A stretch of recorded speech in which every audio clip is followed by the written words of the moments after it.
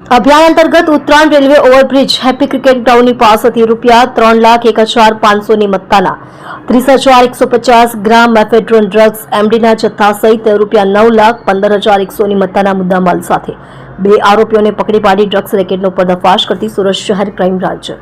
police commissioner Shri નાઓએ સુરત શહેર વિસ્તારમાં યુવાધન નશાના રવાડે ચડતું અટકાવવા તેમજ સુરત શહેરમાંથી નશાયુક્ત માદક પદાર્થનું વેચાણ નેસ્ત નાબૂદ કરવાના નો ડ્રગ્સ ઇન સુરત સિટી અભિયાન અંતર્ગત ગેરકાયદેસર માદક પદાર્થોની સપ્લાય કરતા ડ્રગ્સ માફિયાઓ તથા તેમની ગેંગને પકડી પાડવા અંગે આપેલ સૂચના આપેલ હોય છે તદનુસાર સુરત શહેર ક્રાઇમ બ્રાન્ચની ટીમો વર્કઆઉટમાં તે દરમિયાન ક્રાઇમ બ્રાન્ચની ટીમના પોલીસ માણસોને મળેલ બાતમી હકીકતના આધારે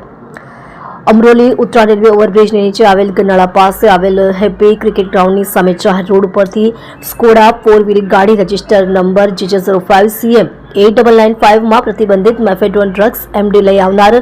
મેઘ રામજીભાઈ કરિયાવડા કે તંદાઈ ઉર્ફે વકીલ મનસુખભાઈ પટેલ નાઓને પકડી પાડી તેઓ પાસેથી ગેરકાયદેસર પ્રતિબંધિત મેફેડ્રોન ડ્રગ્સનો જથ્થો કુલ વજન 30.150 ગ્રામ